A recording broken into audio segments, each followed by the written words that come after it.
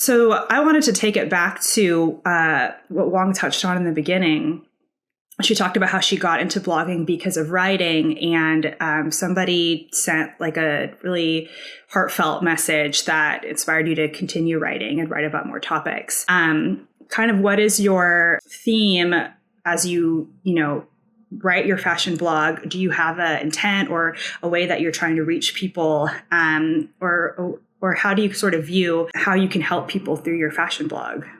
My overall intent is to help, whether it's a tip on how to find your body shape or a tip on skincare routine because your skin's dry or whatever it is.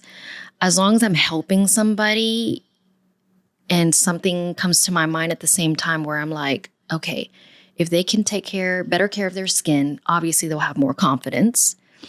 If they can dream a bit bigger, they're going to have more confidence to get out there and do what they love.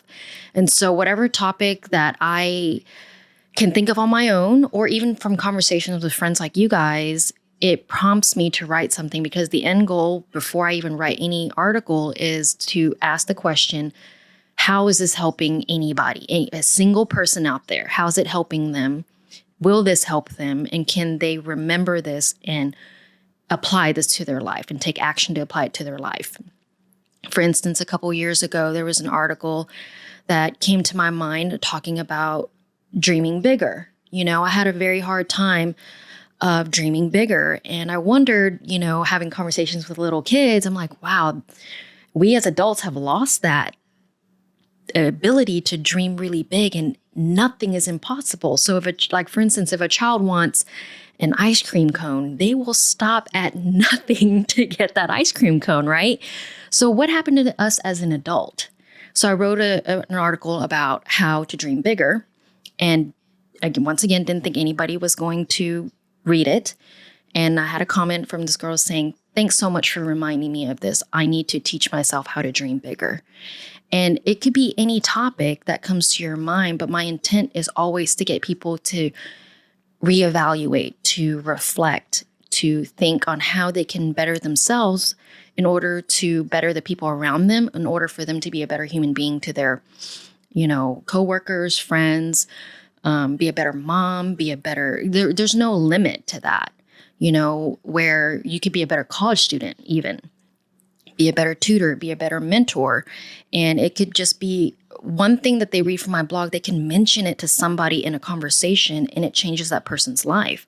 So the intent of, my Instagram posts and stories that you were talking about, Karen, or with my blog, is to anytime somebody lands on it, are they inspired by that? Do they want to expand their skills in photography because they like a particular shot that I took?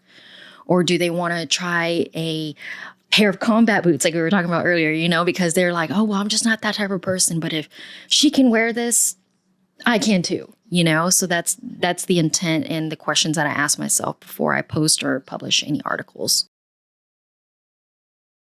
I love that, Huong. And I think that's always a good way to go about starting anything, because it's a lot of work what you do. You take a lot of time to write, research, take the photos, upload to Instagram. I mean, we know from just even the podcast how much back end it has to just get to that one point of the article.